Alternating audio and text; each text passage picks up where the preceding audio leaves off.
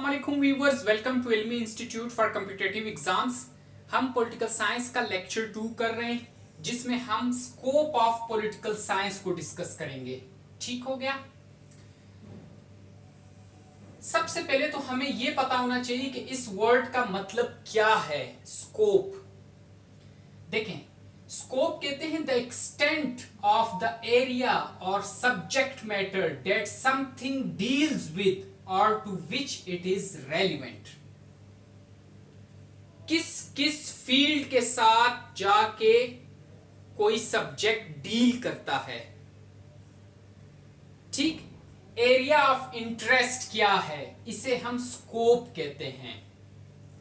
ठीक, scope of political science से क्या मुराद है? एरिया ऑफ स्टडी और subject matter of political science, कि पॉलिटिकल साइंस क्या क्या चीजें स्टडी करता है, कौन कौन सी फील्ड्स को, कौन कौन से एरियाज को टच करता है।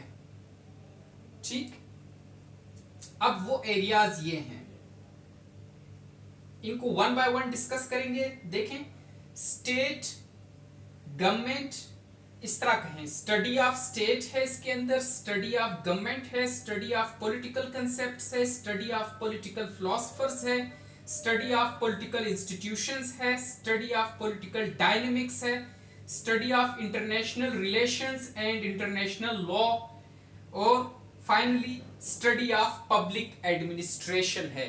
यानी इन सब फील्ड्स के साथ या इन सब चीजों के साथ पॉलिटिकल साइंस डील करता है।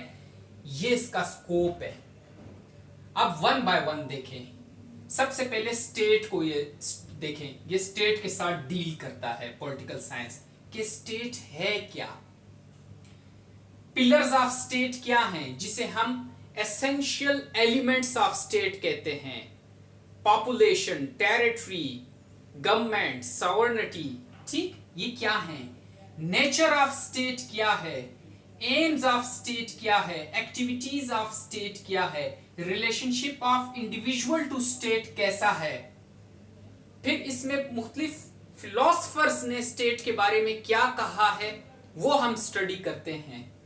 तो सबसे पहला पॉइंट है कि डील करता है पॉलिटिकल साइंस स्टेट के साथ। सेकंड नंबर देखें, पॉलिटिकल साइंस डील करता है गवर्नमेंट के साथ। गवर्नमेंट भी पॉलिटिकल साइंस का एरिया ऑफ स्टडी है। इसमें हम देखते हैं forms of government, democracy, dictatorship. फिर ये देखते हैं कि कौन सी गवर्नमेंट किस कंट्री के अंदर ज्यादा इफेक्टिव रोल प्ले कर रही है। ठीक, स्ट्रक्चर ऑफ गवर्नमेंट देखते हैं, जिसमें लेजिस्लेचर, कानून बनाना, एग्जेक्टिव, इंपोज करना, जुडिशरी। ठीक, उसके बाद फंक्शंस ऑफ गवर्नमेंट क्या हैं, मेथड्स ऑफ रिप्रेजेंटेशन क्या हो सकती है, ठीक, गवर्नमेंट के अंदर। थर्ड नंबर पे जो एरिया ऑफ स्टडी जिसके साथ पॉलिटिकल साइंस डील करता है, वो है पॉलिटिकल कंसेप्ट्स। मुख्तलिफ पॉलिटिकल कंसेप्ट्स हैं। लिबर्टी क्या है, लॉ क्या है, जस्टिस क्या है, राइट्स क्या हैं, ड्यूटीज क्या हैं, पावर क्या है, सेपरेशन ऑफ पावर किसे कहते हैं, सॉवरेनिटी किसे कहते हैं, अथॉरिटी किसे कहते हैं। इन सब पॉलिटिकल कंसेप्ट्स के साथ भी पॉलिटिकल साइंस डील करता है, विच मींस के पॉलिटिकल कंसेप्ट्स भी इसके स्कोप का हिस्सा हैं। फोर्थ पे आता है पॉलिटिकल फिलोसफर्स। इसके साथ पॉलिटिकल साइंस डील करता है मुख्तलिफ पॉलिटिकल फिलोसफर्स की फिलॉसफीज के साथ। Plato, Aristotle, Machiavelli, Hobbes, Locke, Rousseau, Hegel, Karl Marx and so on. Philosophies about nature, functions and aims of state and government। इन सब के साथ जो पॉलिटिकल फिलॉसफीज हैं, इनके साथ भी पॉलिटिकल साइंस डील करता है। या इस तरह कहें कि यह पॉलिटिकल फिलॉसफीज भी एरिया ऑफ स्टडी है, पॉलिटिकल साइंस के स्कोप में आती हैं। ठीक, मैं बाकी इरेज करके लिख देता हूं, इनको नोट कर लें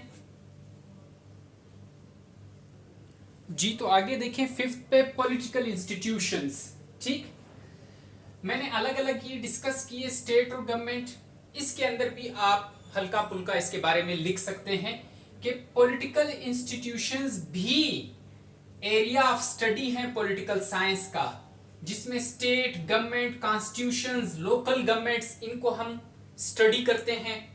इसी तरह 6 पे आता है पॉलिटिकल डायनेमिक्स। ठीक, पहले इस टर्म को समझें। पॉलिटिकल डायनेमिक्स कहते किसे हैं? Current forces at work in government and politics, जो फोर्सेस करंटली इन्वॉल्व हैं, अपना फंक्शंस परफॉर्म कर रही हैं with in government and politics, उन्हें पॉलिटिकल डायनेमिक्स का कहा जाता है, जिसमें पॉलिटिकल पार्टीज आती हैं, प्रेशर ग्रुप्स आते हैं, इंटरेस्ट ग्रुप्स आते हैं, पब्लिक ओपिनियन आता है, पॉलिटिकल जार्गन्स इसमें आते हैं। ठीक, अब हर सब्जेक्ट के अपने स्पेसिफिक जार्गन्स होते हैं, अपनी स्पेसिफिक वोकैबुलरी होती है, उसे पॉलिटिकल जार्गन्स कहते हैं।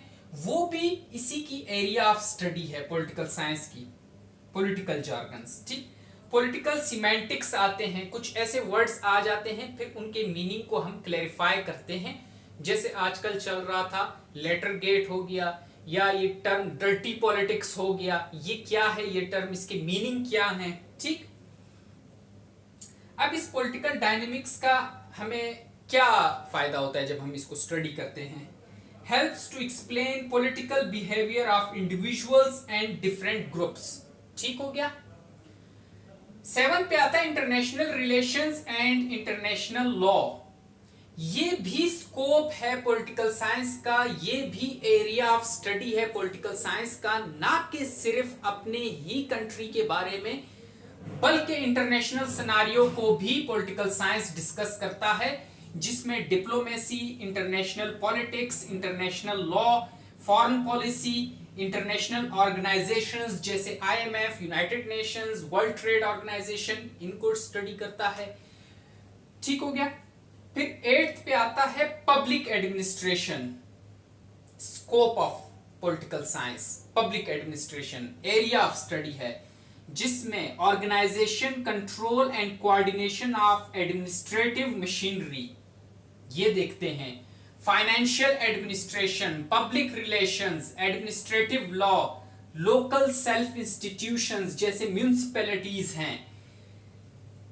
तो अब आपको समझ आया कि पॉलिटिकल साइंस का स्कोप कितना वास्ट है, कितनी जगहों पे कितनी कितनी चीजों के ऊपर ये जाके अपनी स्टडी कर रहा है, कितनी कितनी चीजों के साथ ये डील कर रहा है।